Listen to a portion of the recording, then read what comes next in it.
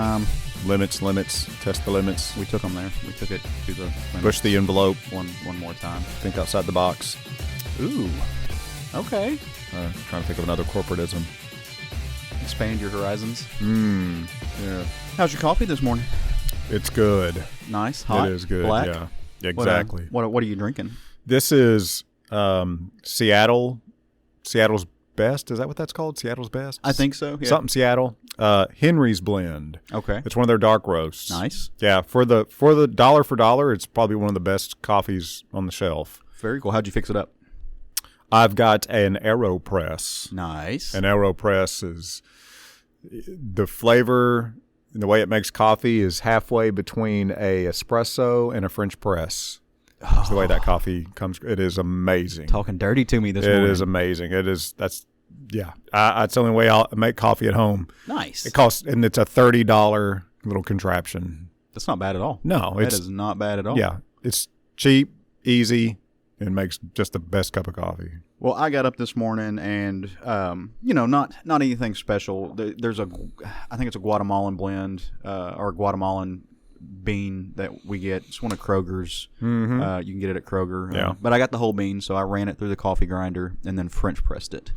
And I've made enough to make about 2.5 cups. Yeah. So, and that got me up and going this morning. Well, I have 2 cups every morning. Yeah. My first cup isn't the stuff that I roast myself.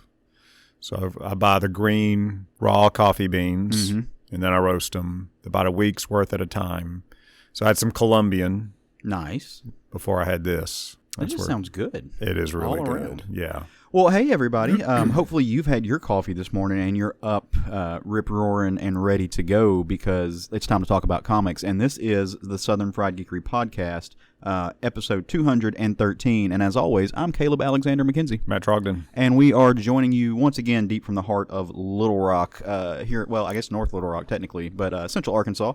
For those of you who are joining us maybe for the first time, we're just a couple of buddies who get together every week, over coffee sometimes just over a table, to talk about the funny books that we know and love. They could be new, they could be old, they could be any format. We just enjoy the medium of comics, so we get together and chat about it. Normally, when things are perfect in the world, we are joined by the heart and soul of the podcast. Is that fair? The brain of the outfit. Yeah, it's Mr. Craig Lance, but he is not with us again. You know, he had to take a hiatus. He's dealing with some family health issues that he's doing an excellent job being a good son, brother, family member, stepping up to do what he needs to do. And obviously, family just takes first. That takes precedent. So, and that should be the rule for life, I feel like. Yep. Doesn't matter what you got going on. Family takes precedent. Be it your chosen family or your biological family. Yep. But we are going to sally forth without him to the best of our ability. Yeah. That's my goal for the day. Yeah. Was my New Year's resolution. Yeah. It's tough, man. I need Craig to carry the heavy weights here. Right. It is. It really does mess with the dynamic because the three of us have been at this at so long. We read each other, so we know when one another is about to speak. We also know each other enough that I think we leave one another openings to pick up on it and expound, and we also press each other a little bit, I think. And it's weird when like one of us is not here. Yep. It messes up the tri balance. It does. So, but I think we do a good job. Well, we're doing it anyway. Yeah, fuck them if they don't like it. Good job or not, it's a job. Like 4 of our listeners just said, "What? Fuck me if I don't like it." What kind of outfit is this? Yeah.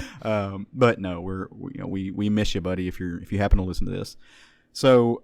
Let's talk about comics, man. Well, first of all, let me back up a little bit. How was your week? It was good. Another busy week.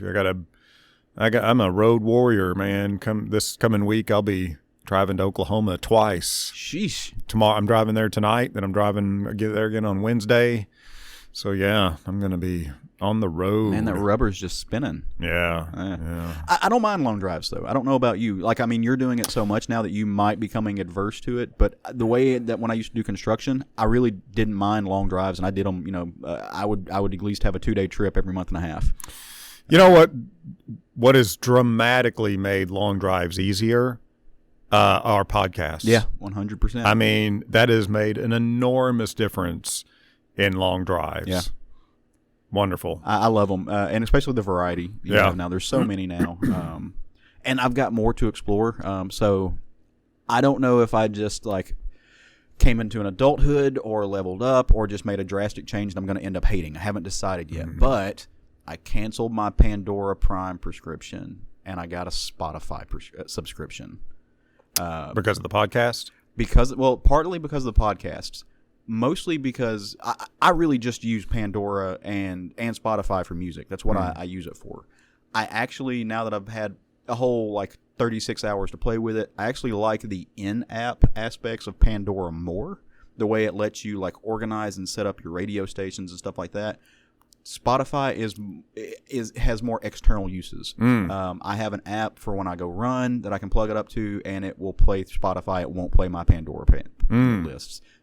Facebook, different social media aspects. It has more external uses. Buddies of mine set up their yearly best of year. My friend Ray from San Francisco, who works out at Amoeba Music, he put together a really killer, almost 300 song or more playlist of the best hip hop of 2021. Because he's a big hip hop. This is underground stuff. It's not Kanye West bullshit. But it's solidly good. But it's on Spotify. So just more uses, and it's more broadly used. So I'm playing with it, looking forward to it. But it has podcasts too. Although I'm side-eyeing it a little bit because, of course, the first podcast it really wants me to listen to is Joe Rogan. And I'm just not gonna. It's just that would be a choice, and I don't feel like making that choice. So I'm gonna hard pass on that. But yeah, that's how I've been playing with that for the last 24 hours. Much more energetic this week. I didn't have to stay up all night last night. That helps. Yeah. Thank you for carrying the load last week while I was zombie mode. After staying up for a while, I am ready for winter to be over. I'm getting there. Yeah. Even if it's just Arkansas winters. Yeah. So, well, all right. Let's get into the funny books now. Officially this time, I would love to hear about 3 comics. Just give me the short and dirty of them. We'll call it a short stack. 3 comics that you read this week. From AWA Upshot, issue number 2 of 5 of The Crimson Cage by John Lees, Alex Cormack, and Ashley Cormack. This is Macbeth meets wrestling. Okay. Enough said. Lots of blood, too. Also on my short stack is Moon Knight, number 7 from Marvel Comics by Jed McKay, Federico Sabatini, colors by Rachel Rosenberg, letters by VC's Corey Pettit. I'm really digging this Moon Knight run. I am too. I haven't read that particular issue. I'm in love with it though, and those covers, we don't really do categories for best of thing, but those covers would be on my short list for categories. Yeah. And then lastly on my short stack is number 3, Hulk by Marvel Comics from Donnie Cates, Ryan Otley, and Frank Martin. This is a lot of fun, really weird. It's really weird, but a lot of fun. I'm not. The Hulk is my boy. I'm getting this. I'm reading it every issue. I don't know if it's just coming off the high from the last one or give it transfer. I'm on the record of saying I'm not the biggest fan of Ryan Otley's art. That's just a personal thing for me. I think it's I think he's kind of a one-trick pony. And so I don't know. I'm just not feeling this one as much, but I'm going to keep enjoying it. It's a fun story and choices are being made. So I'm gonna stick with that one. Not warming my cockles though, which is that's okay. You're loving it, and I love that you love it. So yeah, I like it. Okay, I mean I like it, but and I am really making the conscious effort not to be hung up on how much I loved Immortal Hulk in that run. It's hard, and I am trying to separate it. So, I think it's only fair to not compare the two, frankly. It is. You hear people do that kind of stuff a lot, and I don't see any valid reason to do that. No. And I say no. I'm actively trying not to. It's really hard, though. For me, it is. And you're 100% right. It does a disservice to the book. You're apples and orangesing it. If that's apples and orangesing. Orangesing. I word good sometimes. Yeah. But for me, it's just the art. Ryan Otley's art takes me out of the story, and I don't know what it is. I really liked his art on Invincible, and I haven't liked it on anything else. Interesting. I don't know why. Can't give a explanation really. So, all right, my short stack. Let's let's start with something that I'm really, really excited I got, that I am loving. I haven't actually read it, but I have flipped through it. I got from the publisher Humanoids, that I don't get a lot from, but I've liked their stuff in the past more so than I've liked their current stuff. But I got Jodorowsky and Mobius's The Incal. And you're like, okay, big deal, that's been out forever. Why is that important? Because I got the oversized deluxe black and white edition artist print. This thing is bigger than your family Bible. It is huge, humongo, nothing but the pencils and inks in it. You can really see... You really, really see Mobius's lines and study them. And for somebody like me who likes to spend time with that kind of thing, I just love this book, man. And looking at this, I can now see how he has influenced other artists that I didn't see that before just by looking at the line. Case in point, flipping through here, I've never made a connection between an artist like Michel Fiffe and Mobius. When I think Michel Fiffe, I usually think like 90s, kind of like a better version of what Rob Liefeld wanted to do. There are images and stuff in here that it's just, okay, that's what Michel Fiffe is doing. Like that's where he drew this from. Or not drew this from, that's where he pulled his inspiration from. And so it's really cool. Mobius do the inks on that too? I think so. I'll have to go through and double check on that. Just in particular. So, because this just lists Mobius as the artist. Okay. So I'd have to go back to the original stuff and see I think he inks his own stuff. I thought he did. Yeah. Jean Girard, French artists, they do things differently over there. That's where they pulled him from. And so, really interesting. I read a interview with with Will Gil Kane and Gary Groth recently, where they talked about Mobius, Jean Girard, in his early inception. This would have been in the 80s, maybe the 70s, and he hadn't done any of this stuff yet, but they had flagged him about people to pay attention to. And I'm like, holy shit, that's awesome. Nice. Second on my list, back to current comics over at the House of Ideas, the wrap up, the end of the Defenders. It was Defenders number 5, and this one, the Masked Raider got revealed. If you remember way back in Marvel 1000, that little anthology, Al Ewing really set up what was going to happen in this book. This is a mini series that I didn't know what to expect, and it blew my socks off. You've got Doctor Strange, you've got the Harpy, you've got the Masked Raider. Galactus's mother is a character in this book. It is really outlandish. It pulls you out of the Marvel universe. It really sets it up on different planes. It plays with the actual medium itself. It really does some Asterios Polyp level, meta commentary on the medium and the printing process and the actual tangible thing that you hold in your hands. Al Ewing is such a smart writer. Yeah. Just really enjoyed this. Tons of great characters. All on my little short list of favorite miniseries for 2022 so far. Because I already started my spreadsheet because I'm a nerd. And then last but not least on my short list, actually I'm going to let you decide something. Would you rather, for my book of the week, would you rather hear about a book that I think that you would really want to read or something that's really going to be cool, or a book that really touched me particularly? I would say talk the one that you feel strongest about. That's hard. Okay, so I will do the one that's newer for my book of the week, and I'll put the one that I've spoken about this before on the show, so I'll just make it a short stack, and that is Heartstopper Volume 4 by Alice Osmond. This is published by Scholastic. It's a YA OGN. So I think I've told you about this before. This is the story of two teenage boys named Nick and Charlie. They live in London. They realize that they have feelings for each other, and they come out, and they are a couple. And it really is this dynamic of them meeting each other, falling in love with each other, being a young queer couple, navigating all the nuances and hardships of that in modern times. But the cool thing, and the thing I continue to love about this series as a whole, these two individuals, and granted, it's YA novel and stuff like that, they deal with a lot of hard concepts. They're not sleeping together. They are just experiencing the dynamics of dating, which is something that and speaking from experience, young gay people don't get to do. Everything is pretty much relegated to physicality, both in media, in our life, figuring ourselves out, what we like.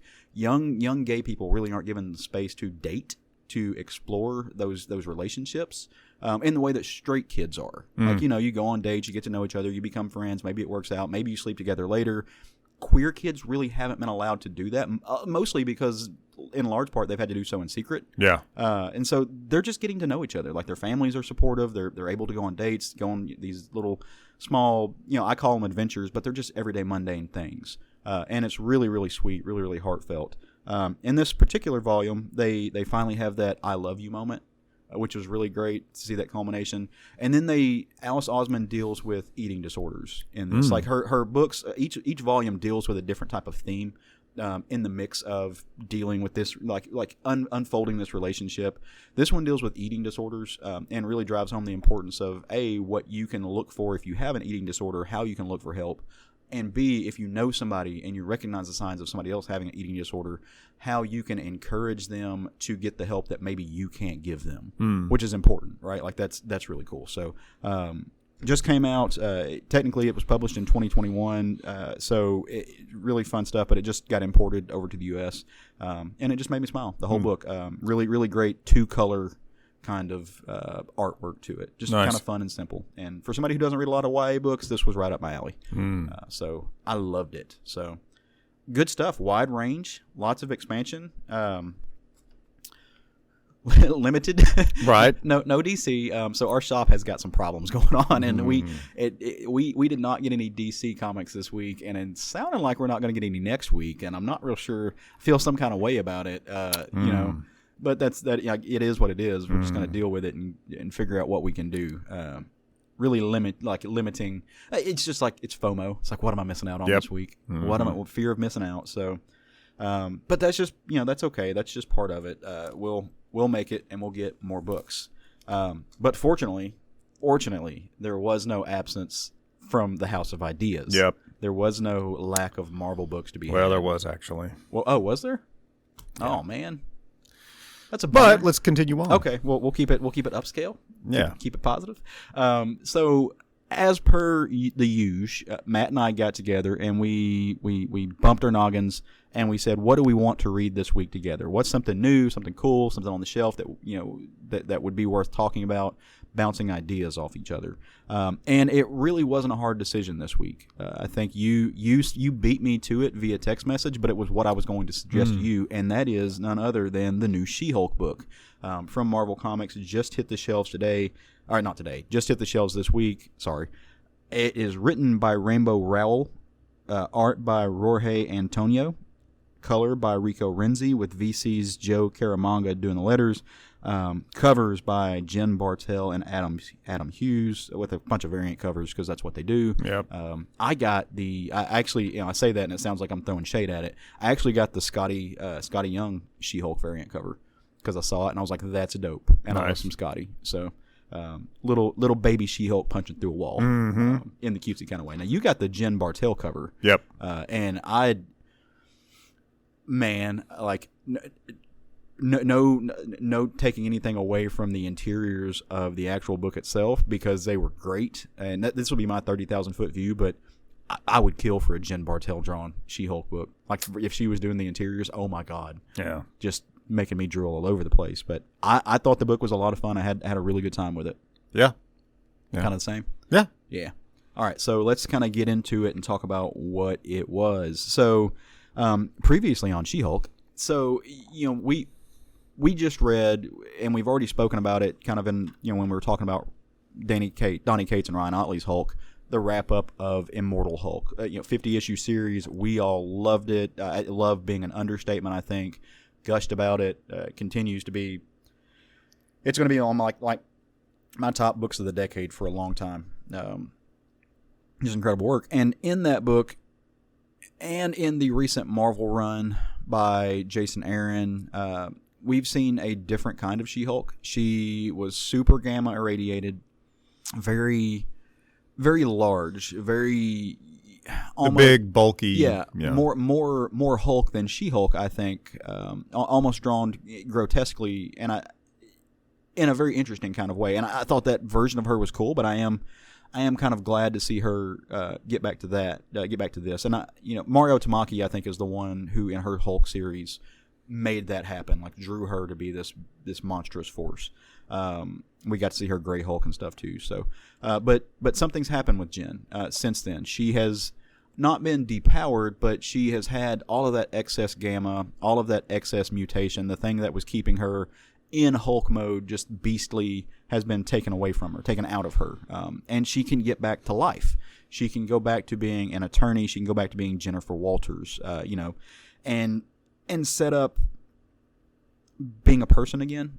And I'm really looking forward to exploring that. Yeah, big fan of the Dan Slott run, and just seeing her interactions with these other characters is super fun. So, where this book opens, we find Jen walking down the street. She's in a nice little purple suit, in her Jennifer Walters look, like she's just Jen at this point, and she's in her own head, kind of. She's talking about, man, I thought I'd be more set up by now. Maybe I'd made partner, like I'd have my own firm, something. But instead, I'm no money to my name, dealing with my last suit. Lucky to have this job that I'm going to, and it really sucks that all I've managed to collect in life is just a stack of, I don't know, Avengers ID cards that I can't use anymore, and a couple of keys to like the Fantastic car that don't work.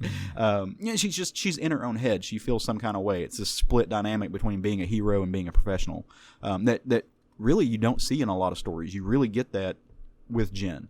There are very few characters, maybe Spider-Man, that have that pull between personal life and professional life. But in the middle of all this, as she's walking down the street, she is beset upon. She's beset upon by an old enemy, a frenemy, actually, I think is probably a better word for it. It's Titania, Mary McPherson. And recently, we've seen Titania. She was buddied up in Incredible Immortal Hulk, and she was part of Gamma Flight, and she was a hero. But she's got her villainous ways and stuff, and so she came looking for a fight, and she really just wanted to beat the heck out of She-Hulk, more so to blow off steam than anything, but also I think to prove a point. And She-Hulk is just like, hang on, like, do we have to do this? I really don't want to. What's the point? And Titania is just like, because this is what we do. Like, this is our relationship. Why wouldn't we? And she yanks a stop sign out of the ground and swings at Jen. So Jen just kind of calmly steps back, takes her skirt off in the middle of the street, which, if you're a bystander, you can only imagine, like, what must you be thinking? And Titania is also very confused. She's like, well, what's happening? And Jen's just like, bro, look, I'm broke. It's my last suit. I'm not ripping it, like wasting it on you. So just hang on one moment. Let me get my shit together. And she just strips down to her skivvies and then hulks out and becomes the She-Hulk that we know and love. And as they're fighting, like, Jen is maintaining this calm the entire time. She-Hulk is, because she doesn't really want to be fighting. She doesn't know why she's having to fight. She's being more defensive than anything, and it's really just kind of getting in her way. And in the midst of it, she, makes some comments that kind of rock Titania more than her fists did. And she's just like, now I both want to kick your ass, but I also feel sorry for you. Like, what the hell, Jen? And Jen's just like, we don't have to do this. Like, we don't have to fight and be adversarial. Just don't do crime, and I won't beat the hell out of you, knock you out, and take you to jail. Or the alternative will be one of the few times you actually get the upper hand, and then you're a fugitive. Like, we don't have to do this. You're one of the few people that I can punch and not kill. I'm one of the few people that you can really unleash, everything on and be fine at the end of it. Let's just have a fight club. Like, sparring partner. Yeah, let's just get up together. We'll blow off some steam. We'll work out. Like, we can do this and really do the exact same thing, exert the same amount of energy, and just kind of be on the same page about it. And this had never occurred to Titania. This had never, like, even when they were, like I said, they're kind of frenemies. Even when they were doing that, it just never, it was never a thing. She thought that they had to be, like, adversarial, that they had to leave hating each other, and they just don't. So they kind of come to this mutual understanding that they're going to do this and get together and pummel one another on a fairly regular basis, which, hey, I'm a big fan of. Do that. Like, it's a good way to get out some of that aggression. Yep. And blow off some of that gamma steam. And one of the things that Jen really talks about, they get into comparing and contrasting, is touching on Titania's relationship with her husband, who's the absorbing man, and the fact that they have a house and kids, and it really underplays the fact that Jen's feeling some kind of way about where she is in life. That was an that was a really, really great moment from Rainbow Rowell, I think. Just reminding us, okay, again, like, let's get back to this interiority of who Jennifer Walters is and wants to be. So after all this, they go about their day. Jen continues her little trek over to her new law office, which is basically a closet, working for somebody who literally the only reason that she hired Jen is because she didn't want to face her in court. They're part of the same firm, so they can't they can't be adversarial in the court anymore. So really more of a pity hire, I think, than anything, and because she probably needed it. This is a new to me character. I don't know if you've ever seen this person before. No. Her name is Mallory Book, and apparently she's the best lawyer in New York, former Miss Utah, but something has happened in Miss Book's life that former beauty pageant queen, now she's got a giant scar on her face. So I'm really looking forward to digging into the history of this character and finding out who she is and what's going on. That's a really cool transitional metaphor for this type of book, from beauty queen to something that is like her scar. I think is meant to imply that there is some sense of disfigurement there, because to me, why would you give the history and the context of a beauty queen mapped out with that? Like, there's going to be an interesting story to be told there about what is considered beauty that we're going to get from a She-Hulk book. So she's like, okay, I'm your boss. Don't cause me any shit. Go out, get your life together, get some clients, do whatever. And so Jen just kind of settles in about her day, and she's just like, okay, here we go. Let's do this. But remember, like I said, things have not been going the best for Jen in her personal life. She has no home to speak of. She doesn't, she just has a job, so she can't afford rent yet. She was on her last suit. She's got no money. The one thing that Jen is not short on is contacts. She has got friends, particularly OG Avengers friends. So she calls up her good buddy and yours, fashionista supreme, Janet Van Dyne. Former wife of the Wasp, former wife of Hank Pym. Problems all throughout that relationship, but just somebody that we don't see a lot of anymore. And she calls her up and just like, hey, I'm in a hard spot. You're loaded. We're friends. Can you help me out? And of course, Janet's just like, absolutely, bestie. I got you. Meet me at this one penthouse that I, have rent out. It's fully furnished. Actually, you've stayed there before. Actually, turns out I never cleaned it out. So you've got a closet full of clothes there, and you can just have this place until you don't need it anymore. Because that's the kind of friend that Janet is. She is. Look, having rich friends must be nice. Just, like having somebody you can holler at and just be like, hey, let me stay in your penthouse for a little bit. And just in the moment that Jennifer Walters needed, she opens up this walk-in closet, and there are just, it's full of her clothes, full of things that she is comfortable wearing, hats, high-heeled shoes, just things that make her feel good about herself. And she just squeezes. I don't know how else to say. She's just giddy. Immediately runs in there, starts throwing on clothes, jumps in the bathtub, cleaning herself off, and then right at the end of it, she hears a giant crash, and this is taking her off guard. And a character that I haven't seen since possibly 2010, 2011 shows up. And I'm not going to say who that character is. It's big doings, huge doings in the Marvel Universe, if you know who this person is.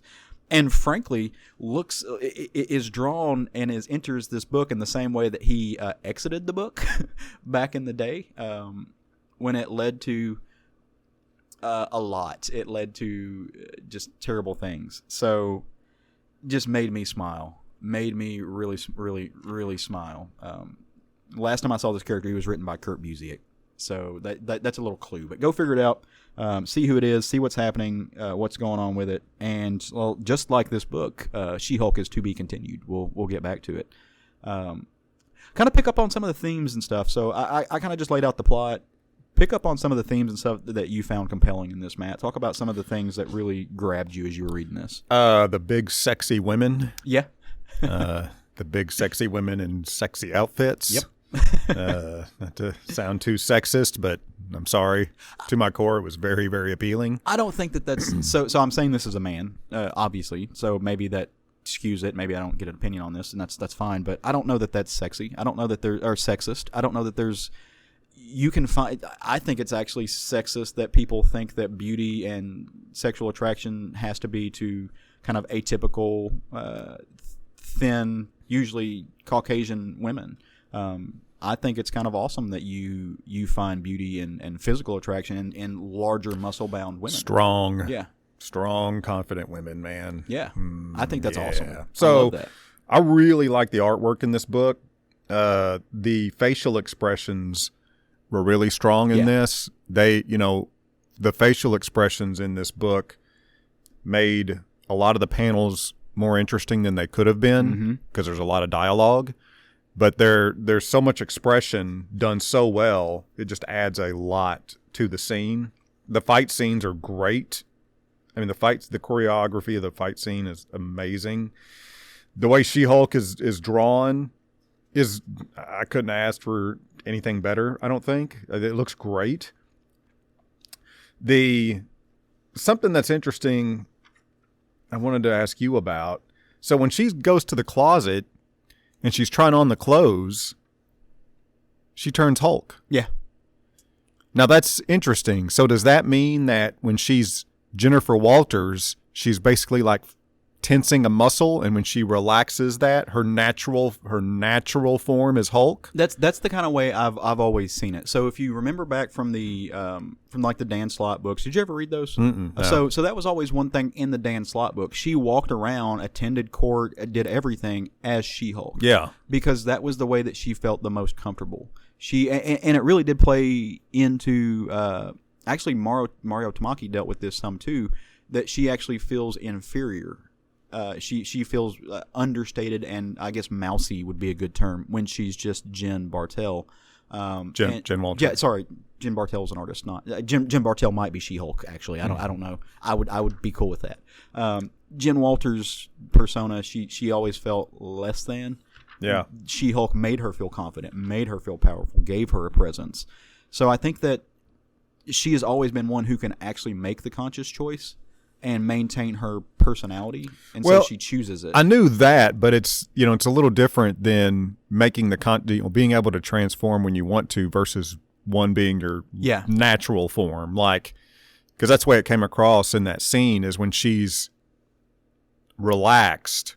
That's the way she is. That's her natural form. I think that is absolutely the case. Yeah, like that. I see that very much. So that was an interesting panel.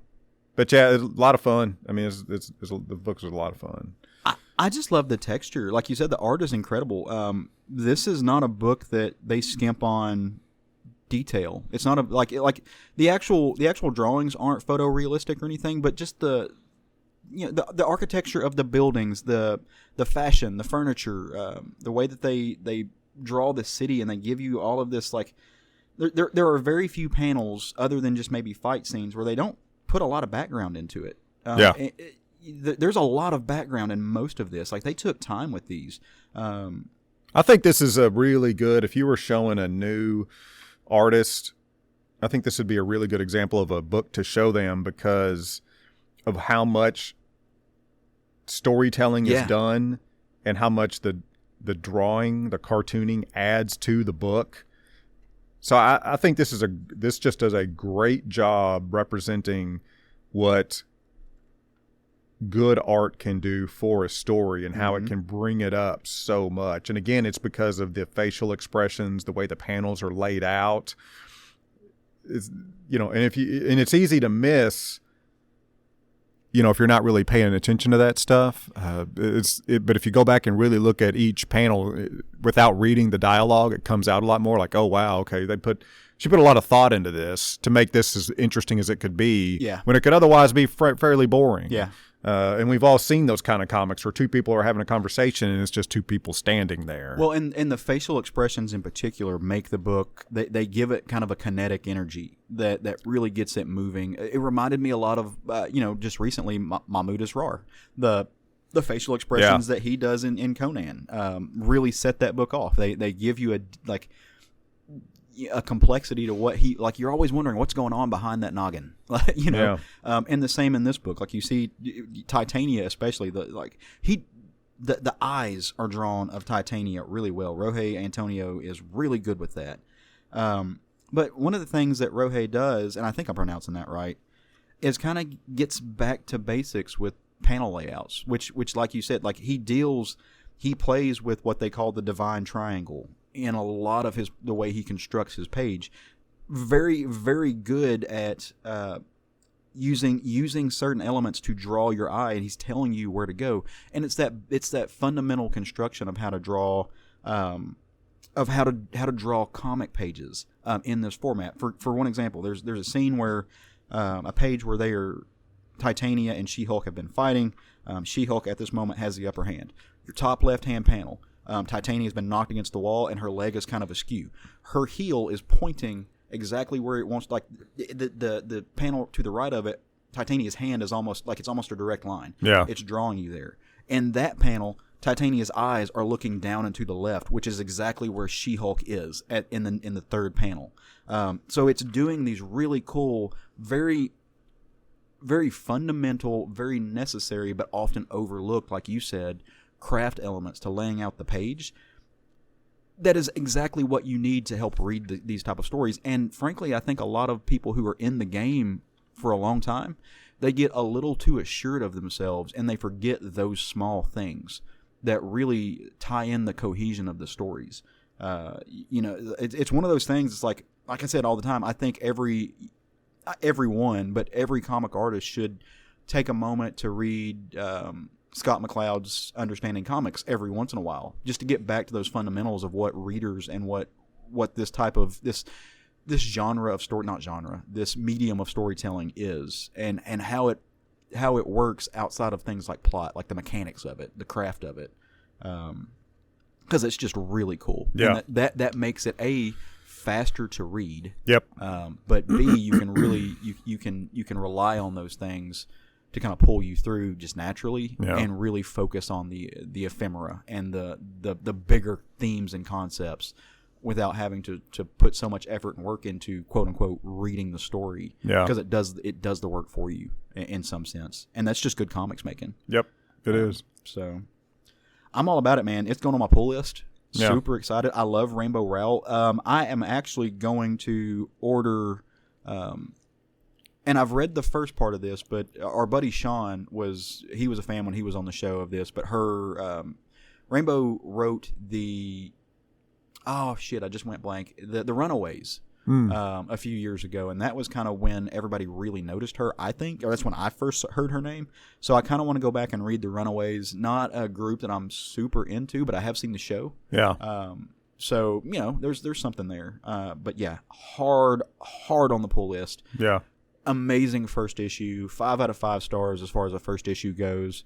One of my favorite comics that I've read this year. I can say that for a few more weeks and get away with it. Yeah. But no, dude, I loved it. Yeah, it was good. Pull list? Yeah. Yeah, I'm going to Nice. stay on it, see where it goes. Very cool. Very, very cool. So if you read She-Hulk and you agree with us, or maybe you disagree with us even, maybe you drew something different from it, maybe you thought that we missed the mark on something, or hey, to our female listeners who want to weigh in on this concept and idea of guys like us saying, hey, we find these women attractive, whether or not that's sexist or not, come to our Facebook group, join us on there. We're all the time talking about different themes, different books, different video games, movies, television shows, magazines, what have you. Over there, it's a fun time. Would love more interaction on that page. You can also check out things that we are reading on our Instagram and our Twitter. We're at SFG Podcast on both of those, or you can just fire off an email to us. We'd love to hear from you. We are southernfriedgeekery@gmail.com, and that's where you can find us. So join us. Yep. And in the midst of all of that, while you're like downloading podcasts, if the thing that you download our podcast from allows you to, give us a rating and review on that. Yeah, be honest.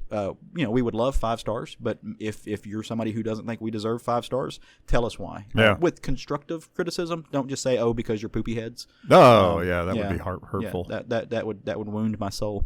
So, but we would love for you guys to give us a rating and review, and any suggestions are greatly appreciated, even if they're not followed. So we do appreciate it, because we do this for us because we like getting together and talking about comics, but, we like to be listened to on some level. Yeah.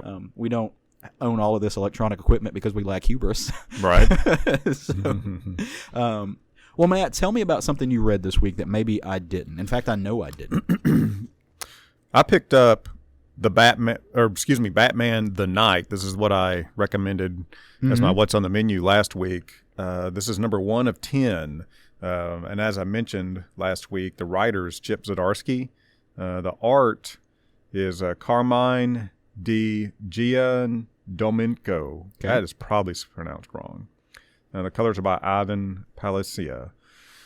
This is about, so this starts up, the first page is Alfred and Bruce leaving the police department, obviously after the night of Bruce's parents being murdered in front of him. So baby Bruce. Yep. And it is about his early years following that at Gotham Academy.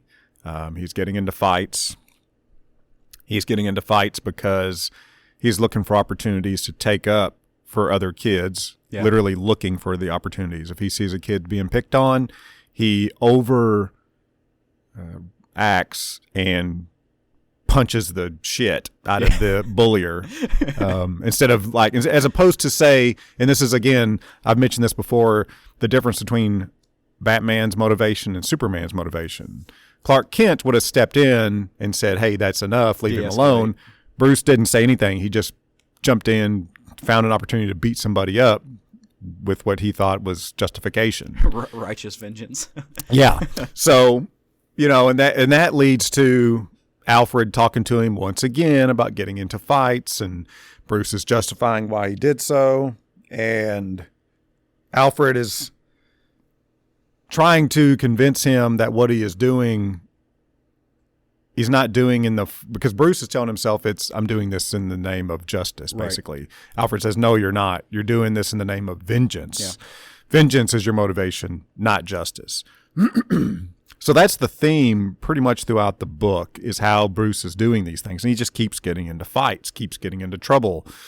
He's on the verge of being kicked out of Gotham Academy. So one of these situations happen. Alfred is on the way home. They get home and they walk in, and the family library has been cleaned out. There's no books on the shelf. Of course, Bruce is like, what's up? Alfred says, we're going to refill this library one at a time, and you're going to, as the books you read. Trying to come up with, use your energy to constructively, what books can bring you, get smart, use your energy that way. So next scene is Bruce at school, and the school bully that he beat up earlier is now being taken home because he's had an outbreak of poison ivy. Flash to Bruce reading a book on botany, saying, you know what, Alfred, you're right. Books are great. So he's not changed his ways. He's changed his methods. He's gotten smarter. And there's scenes in here where Bruce is an older young man, and he's having psychotherapy sessions with one Hugo Strange. Okay. That obviously leads to problems later. And he's having the same talk with him. Your motive, you're dealing with a lot of anger, and you're dealing with it in unhealthy ways. And Bruce is like, well, this is what keeps me sharp, and this is what keeps me motivated. And the book continues in that theme. At one point, Bruce is getting into, or he's finding underground street fights to take part in. Mm-hmm. And he thinks this is something healthy for him to do and test himself. Alfred is taking him home one night from such things and gets really upset and says, I have failed you. You're acting like a spoiled brat. Why are you're fighting these men who are fighting not because they want to, they're fighting because they need rent money. Yeah, for sure. And you're testing yourselves against desperate men, and that's not okay. Yeah. For you to send these men to the hospital from your position in society versus theirs. That's interesting. Okay. That's a very interesting dynamic. Yeah. So Alfred's really, what you're getting from this is just how important Alfred is as a moral compass to Bruce Wayne, and the path to him becoming Batman and his motivations as such. it's really bringing that out. That's always, that's been a long, especially now in DC continuity, there is no Alfred. Right. So this is really cool to read how Alfred was tested, what he had to put up with, and how he helped get Bruce Wayne to focus his energy a little differently on his way to becoming Batman, which would ultimately lead to his training. So the book's great. This is a great book. You just can, because I didn't get this, but you just convinced me to go seek it out. Yeah, I didn't know what to expect from it. I didn't really either. I mean, I knew the storyline's basics. Yeah, but where he was going to go with this type thing, it's really good. And Alfred is really the star in this issue. I from my point of view, right.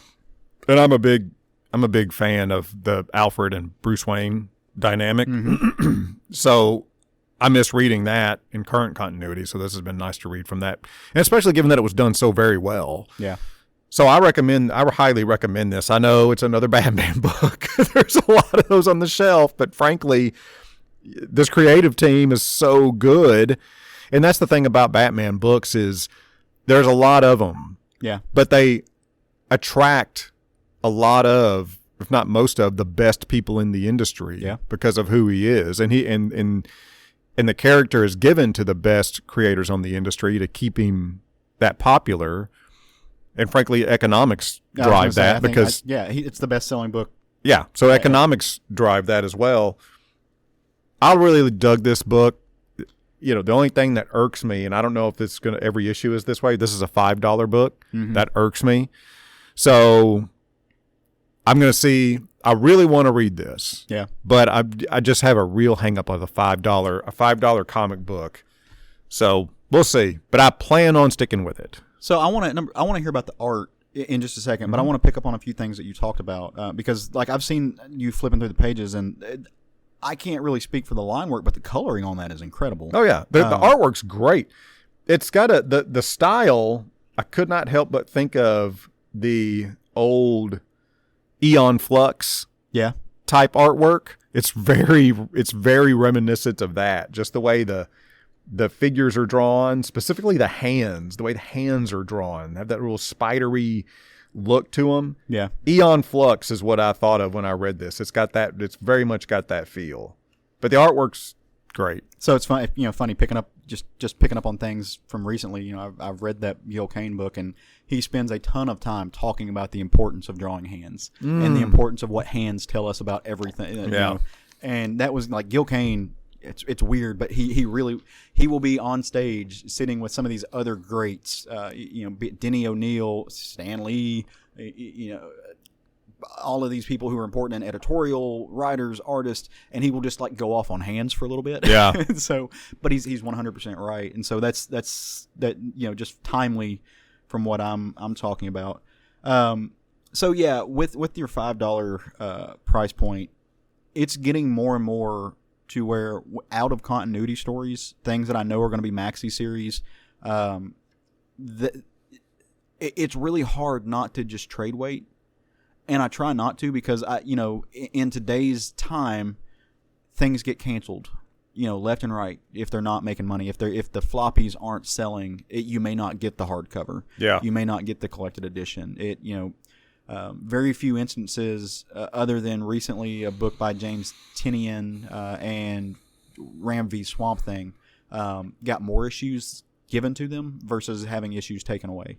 So, but it's just hard because I'm going to spend $5 for 10 to 12 floppies, or I can get the hardcover for $25. Yeah. And it's going to have back matter. It's going to have things in it that I want to see, a package that I think is cool. So it's a toss-up. Like I said, there are some things that I'm absolutely okay waiting for on the off chance they get canceled and I don't get it. With a lot of Tom King stuff, I'm going to go ahead and get every issue, just because I really like the way that he writes, even when he's taken forever and his artists have pushed him back. But it's a weird dynamic, and that $5 price point really makes you have to stop and think. Yeah, it bugs me. It's just tough. So, I really like this idea that they play with, and again, I haven't read this book, but we haven't seen a whole lot of adolescent Bruce Wayne. Throughout the history, it's always, we see the glimpses of him being a child and the pearls and leaving the theater. We know he had some problems, as would anybody. And then he's Batman. And we get a little bit to the backstory. But one of the things that I think the show Gotham did well, and there wasn't very many things.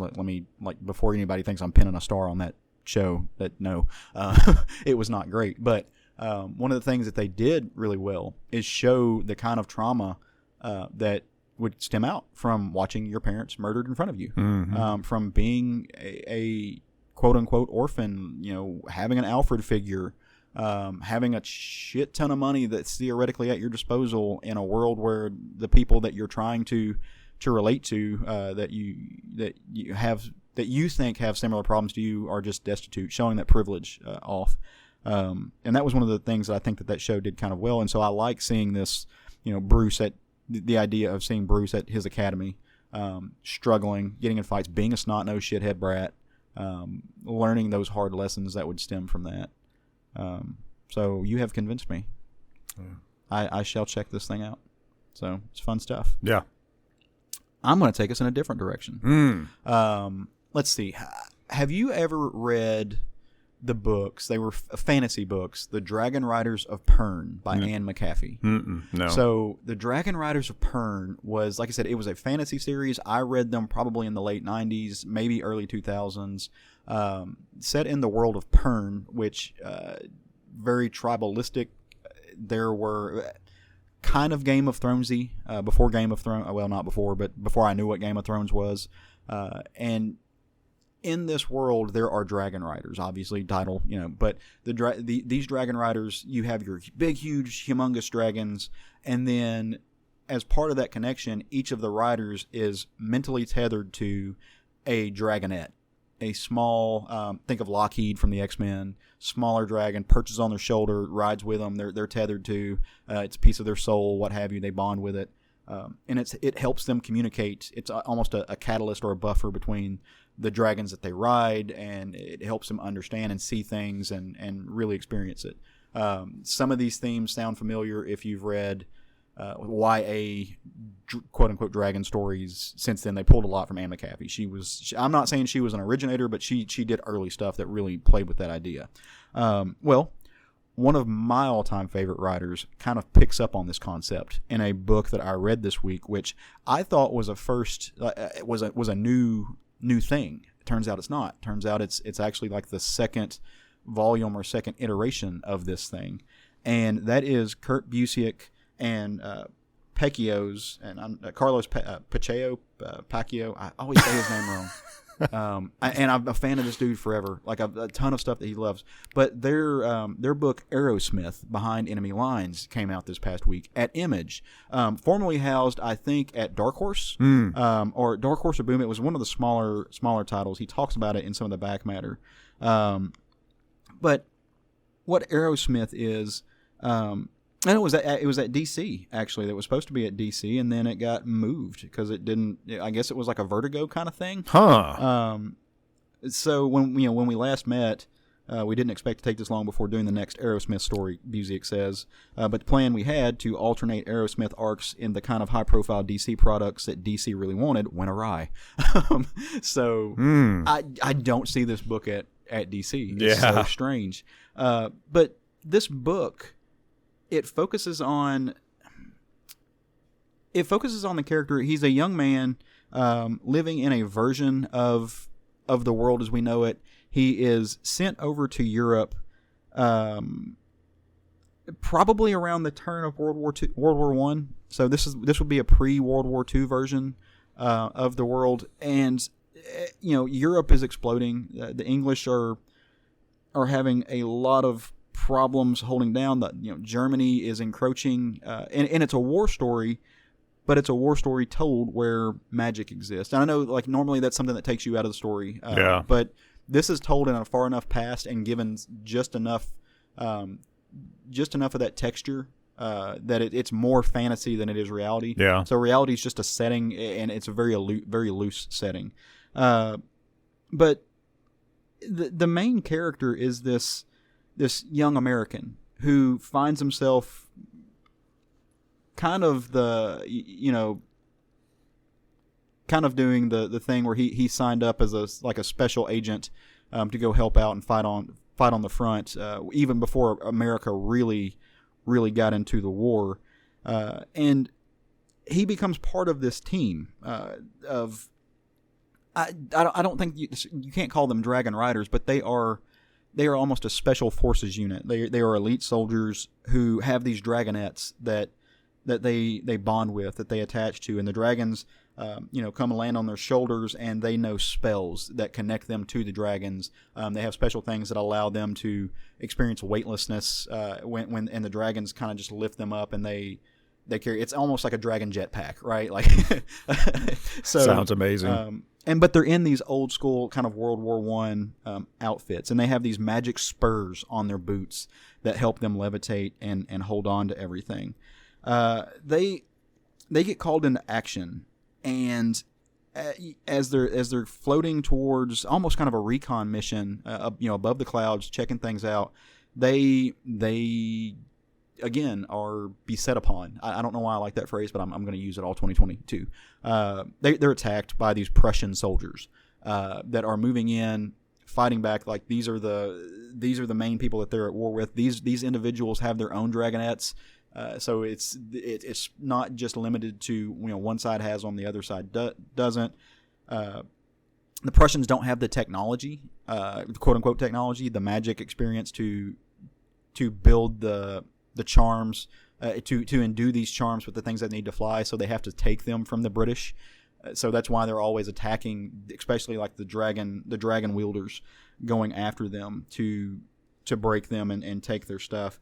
And something terrible happens. Something awful happens, and I say that our main character gets hit, and his dragon gets a little bit wounded, and so they're starting to fall to the ground. It's loses focus. Luckily, he casts a spell. And by the way, his dragon's name is Hilda, because why not? And it's a really cute little red dragon. He casts a spell that allows them to float like silk to the ground, so they're not hurt, but they find themselves behind enemy lines. And you're wondering, how did an American soldier get over here? What are they doing in this moment? So it takes you back to about 6 weeks earlier in London, where our guy really just shows up for the first time over there, and he's got his dragon, and he's new, but he hasn't been deployed yet. And he walks in, and he finds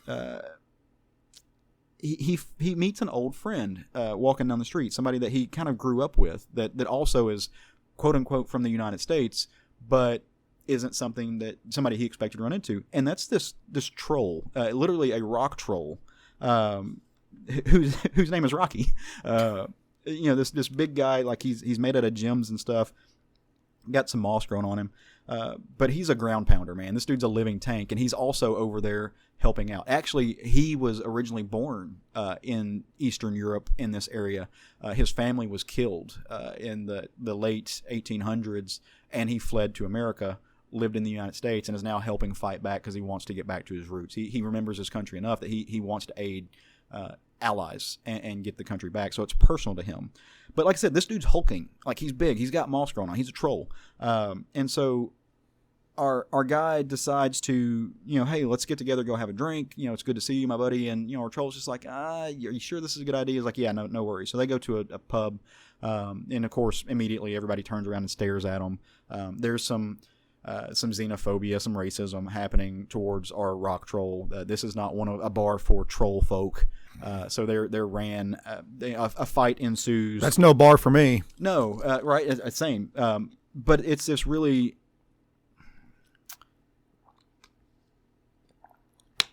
It's this moment to where our main character is this young human white dude, doesn't realize, like, it won't listen to his friend saying, hey, maybe I'm not comfortable here. It's telling him it's going to be fine. And it really shows up the importance of, look, when you're with somebody who's telling you, I don't feel comfortable in that place, listen to them, and don't put them in the position to have to defend themselves from stares, looks. Like, if they like it, and he realizes that after. He's like, man, I should have listened to you. I should have never taken us there.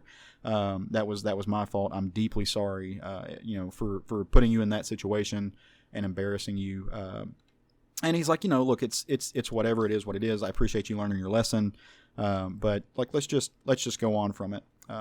The next day, 2 days later, he gets called into his commander's office, and they hear about this big kerfluffle, and he thinks he's in trouble. And the commander's like, no, not really in trouble. We just got a mission for you. No one else can do this. We need you to lose a fight. We need you to go down behind enemy lines. Which throws back to where the beginning of the story was when he gets shot. This whole thing was worked out to place him in a particular position, and now he's stuck behind enemy lines on purpose, being captured to, I guess, find some information without his dragon. And so he seems to be in dire straits, but at this point it's going to turn into kind of a spy/espionage story. Written by Kurt Busiek, I'm all in. Man, I went through and immediately when I finished this book, got on and pre-ordered from Amazon. I pre-ordered Aerosmith Volume 1, which is the first 5 issues of this story, being republished by Image, and it's called, I forget what the actual title of the first one was. So Smart in Their Fine Uniforms. So gonna actually get to read this full book in an oversized hardcover. Should come in around April of 2022 this year. So looking forward to that. Introduced me to a whole new world. I can't believe I'd never heard of this before. Carlos Pacheco, like I said, fan for a long time, gives you exactly what you expect from him, if not more. He does a wonderful job laying this stuff out. The designs of like your rock troll of these dragons is beautiful. Similar to what I said talking about She-Hulk, the backgrounds of these books are so full, so rich. The architecture of that early 19th century world is on point, showing you the differences in the way that the rock troll lives versus the way that humans live. His religion, his worshiping, living alone in the cabin, the cityscapes of early 20th century London is absolutely beautiful. He skimps on no lines. Even his leaves have just small, minute textures to give you everything you need out of them. It's stunning work. I can't get enough of him. And as somebody who looks at fashion in these type of books, where clothing plays so much as part and parcel of the plot, just nails what these folks look like. Nails the uniforms, the dress, the mood, the atmosphere. The colors do exactly what they're supposed to do. This kind of gaslit world. I guess I mean that in both ways. Literally, the lamps are candle or gas lamps to give light in the place, and also, people who are fighting for what they think they're fighting for, who don't espouse those same values in their own personal lives. Gaslighting everybody else. Man, I like I said, am mad that I'd never read this before, so I can't wait to get it in my hands. Also really cool on the first page, this story is so much about soldiers, so much about wounded soldiers, and that on the first page you see these red poppies, which, if you know, that is in England, Scotland, in the UK, that is their quote unquote support the troops. So for Memorial Day and stuff. So one of my best friends is a higher up law enforcement officer in Glasgow, Scotland. Wow. Her wife is in the military, just got promoted, is like one of the highest promoted women in that sector, is doing incredibly cool things. But they'll post all the time when it's special things with the red poppy. Interesting. So like to see that there, that adds that little texture about this being a war story, this being about soldiers. It's those little details, I think, that do incredible things, that really matter. Nice. And I just want more of it. Nice. So, have you? I mean, like I said, I think you would like this book, though. There's just enough fantasy that it really matters. Like it really pulls it out and takes it to a different place. Also, I want to give a shout out to Jose Rafael Fonteras, because he's the inker in this book.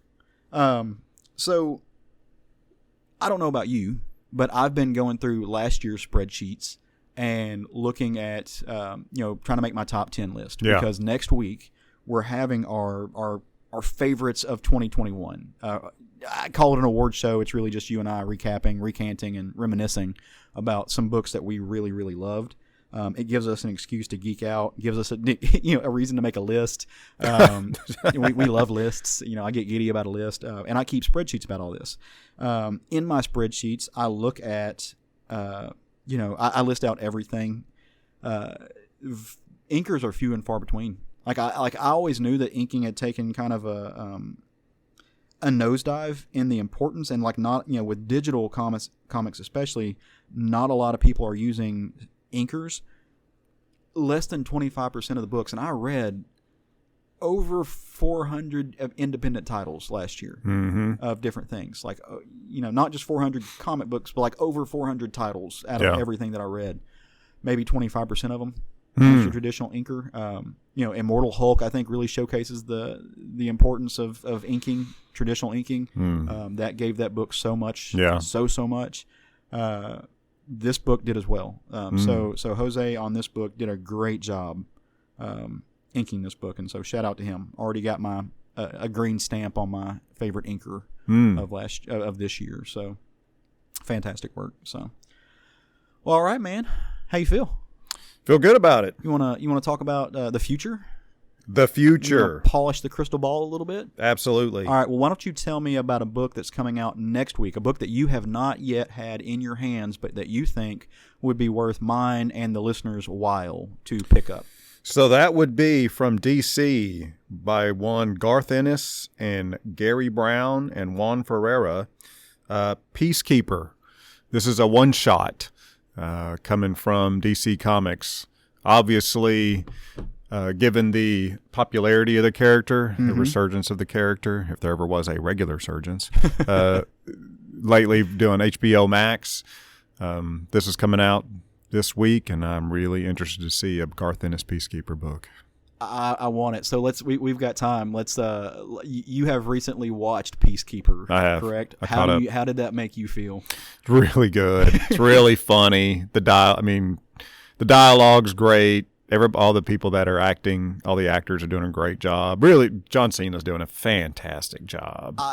So I love this show. Yeah. And it blows my mind how much I love this show, because I'm not a fan of comedy. I'm not a fan of lowbrow comedy.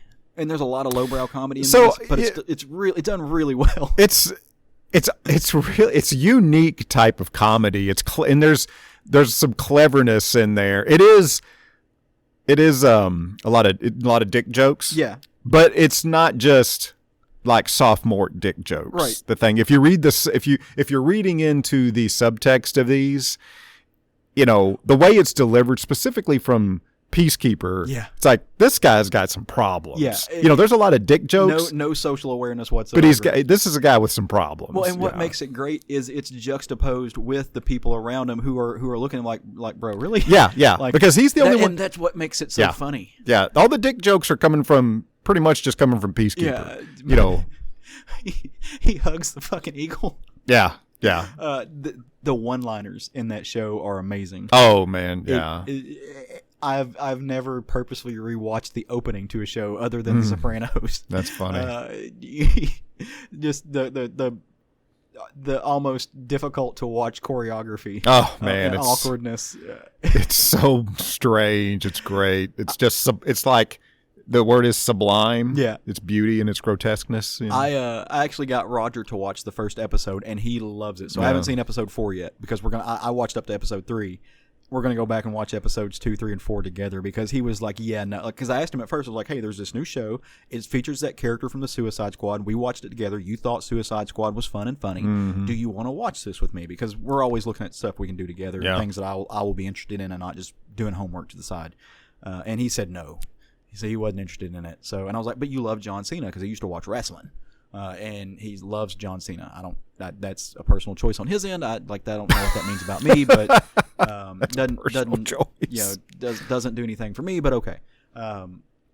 But so I watch it. I'm like, no, I need you to see this. Yeah. Just watch the first episode with me. By the end of it, he's like, I'm pissed at you that you've already seen 2 and 3. Yeah. I was like, I have done that, but you told me I could, so you can't be mad at me. Yeah. So yeah, no, go watch it. Go see it. It's funny as hell. It is It's just a good show too. I mean, the story's good. Yeah, the story's great. The effects are really cool. Yeah, it's very well done. It is DC. I keep reading this. It's the DCU's highest rated property to date. Really? Yeah, it's killing it. That doesn't surprise me though. I mean, it's insanely good. Which is encouraging because it's like, what is all right? So basically, the DCU is going to say, what would you like to do next, Mr. Waititi? Yeah. So I'm really anxious to see what he signs up to do after he's finished with Guardians 3. What was that Waititi or is that James Gunn or did they work on it together? Oh, it's James Gunn. Okay, I was confused for a second because it's James Gunn who did the movie and did Guardians, and so. But I mean, it wouldn't surprise me. I mean, to get Waititi on something like that because, my opinion of James Gunn was diminished after Guardians 2 because I didn't like Guardians 2. And then some things came out about James Gunn's internet history that I was like, okay, you're kind of a trollish dude, like pre-trauma days and stuff. Like full circle. Like I'm all about it. Like. I think he's apologized and he's made his mistakes for making some of the comments that he made. Yeah. And just being an internet douchebag and edgelord because how many people weren't in the 90s? Yeah. And if you expected anybody from Trauma to be uber sensitive, then you missed a point somewhere. Trauma. And, it's one of those things like, stepping on my own toes a little bit there. But I think he did a phenomenal job. And he really is paying more attention. I think he does a really good job of explaining social issues to maybe white people who don't understand social issues. Like, does that make sense? Yeah, oh yeah. Yeah, like he is doing a really good job with that. So, all right, I've digressed. Let me get back on track. Next week, coming out, there is a graphic novel that I think folks should pick up. This is written by Luis Bustos graphic novel. It is an expose on the drug trafficking in Europe called Cocaine Coast. It is coming from... Oh, I saw this. It's coming from Ablaze Comics, who, they're doing the Sumerian. They're doing some other books that we've really enjoyed. They're expanding on what they're giving us, and I am all about it. So this is a true story, an expose on drug trafficking in Europe. It's also now a hit Netflix show, which I didn't know. I haven't seen it. In Cocaine Coast, the journalists named Nacho Corretto and Luis Bustos, who wrote the story, tell the incredible true story of how a sleepy, unassuming corner of Spain became a cocaine getaway into Europe from Colombia, exposing a new generation of criminals, cartels, and corrupt officials, more efficient and ruthless than any who came before them. So I'm grabbing this. I can't wait to read it. I like nonfiction graphic novels. I like true-to-life stuff. I don't like true crime. I like real crime, if that makes sense. Like I don't know how to explain. Like I don't know what I meant by that. I'm not somebody who's going to sit around and watch true crime stories as told in like a narrative thing. But maybe I like them better on paper. So I don't like true crime, the genre of like television or podcasts. I'd much rather just read about them, if that makes sense. Yeah. So you can get me to read a book like this where you can't get me to watch, 48 hours. Got it. I think that's what I meant by that. So, but yeah, I'm looking forward to this. It looks incredible. It sounds incredible. $19.99 cover price. Not, $20 for a graphic novel is not out of the norm. So I will get a discount at our local comic shop, Kapow Comics. How many pages? Let me see. My thing does not tell me, which brings me sadness. Yeah, I'd have to. I'll double check because it doesn't say. 'Cause I'm curious. The picture makes it look thicker, but I mean that could just be a. Well, you never can tell because now people have those stock images where they angle the cover onto a fake book or something, so you never can tell. But yeah, that's my book for next week. I'm super excited about it. So yeah. And we hope that you all have fantastic weeks, and you're also super excited about the comics that are coming to you. Reminder that you should absolutely support your local comic shop when you can. Pay for your books, don't steal them, and come back for more of this. Tell your friends about our little podcast. Let us know how we're doing. Send some love to Craig, and come back next week because it's going to be a lot of fun. We are going to have our top 10s, our favorite books. The countdown. It is on, so to speak. Now that song's going to be stuck in your head for the rest of the week. But I'm super excited. This is one of my favorite things that we do every year. Yeah. And so I've got my list. I keep changing it. Keep going through my list. It's not settled yet. You still have time to lobby. Yep. Time to lobby. So we would appreciate your ears on that. And man, if there's nothing else, just go forward and love some comics. I feel like, I want to take a second. We talked about the She-Hulk book. I think it's, we need to mention that the She-Hulk TV show is coming up. It is, yeah. So I'm really excited about that. That's March, correct? I think so. I'd have to double check my calendar. Yeah, that, the Moon Knight series, I'm really looking forward to these, man. Yeah, that new trailer looked really cool. Gosh, I'm looking forward to these. The only issue I had with the new trailer is there's one scene to where like his suit is almost like alive and raveling around him, like he's Spawn or Venom, and I'm hoping that's just like a psychosis thing. It looks like mummy wrappings, yeah, which would fit with the Egyptian theme. It would, but I don't want his suit to be alive. Like I don't want it to look like a symbiote because it never was. It was always just a suit, so I'm hoping that was just a psychosis thing. But that's just a small nit that I'm going to pick. It looks. I'm really relieved that they got the guts to go for the mental illness bend on this. I'm like, okay, cool. Thank you for having the guts to do that. That just brings the story to a whole new level. That way, he's not just the white Batman. Yeah, the DID is going to play an important role. Do you think we're going to get werewolves? Oh, my God, please. I want werewolves so bad. I want to believe we will. I really do. I can't wait. March is going to be big, man. We got the new Batman movie coming out. That looks incredible. Yep. Looks incredible. I'm looking forward to some March. We're going to be watching a lot of Tube. Yeah, man. I looked at the movies that I watched last year. I didn't watch a lot of movies outside of like pop culture tentpole things. I'm really disappointed in myself. I didn't watch. I haven't watched much TV or movies. Yeah. Yeah. Normally, I try to check out the things that are like Oscar bait or something like that, but I just didn't this year. So yeah, very very disappointed. I saw Dune. Well, you did the right thing. I was going to say it, so I'm not completely in the hole. Yeah, but I saw it 4 times. Not 5. That because it went off of HBO Max. Sorry, I watched it more. We'll fix that soon. They're going to come out with something awesome. So. Yeah. Well, all right. Well, I said go forth and love comics, didn't I? You did. So are we done here? We're done here. Well, let's close the lid on this bad boy. See y'all later.